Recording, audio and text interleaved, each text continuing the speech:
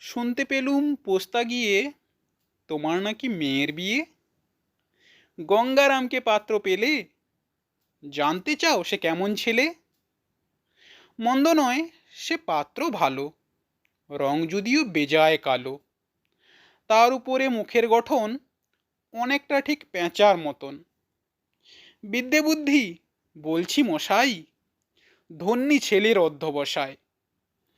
19টি বার matric এসে ঘায়েল হয়ে থামল শেষে। বিষয় আশয় গরিব বেজায়, কষ্টে শিষ্টে দিন চলে যায়।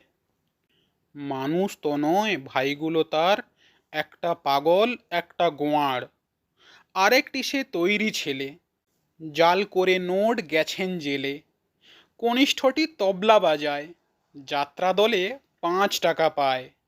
গঙ্গারাম তো কেবল ভোগে পিলের জ্বর আর পাণ্ডু রোগে। কিন্তু তারা উচ্চ ঘর, কংসরাজের বংশধর। শ্যামলাহিড়ি বনগ্রামের কে যেন হয় গঙ্গারামের। যাই হোক, এবার পাত্র পেলে, এমন কি আর মন্দ ছেলে।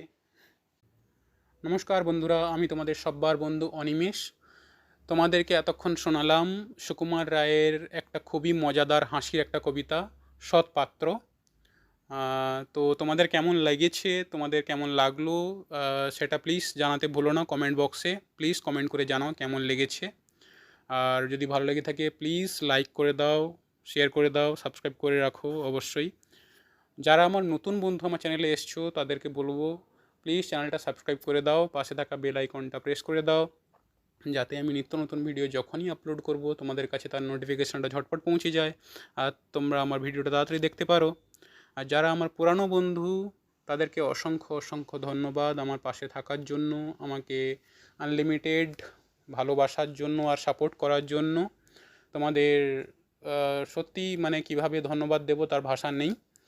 তো সবাইকে অনেক অনেক ভালোবাসা। Once again thank you all for your extended support. Keep supporting me like this. So love you all. Tata bye bye, আবার দেখা হচ্ছে নেক্সট ভিডিওতে।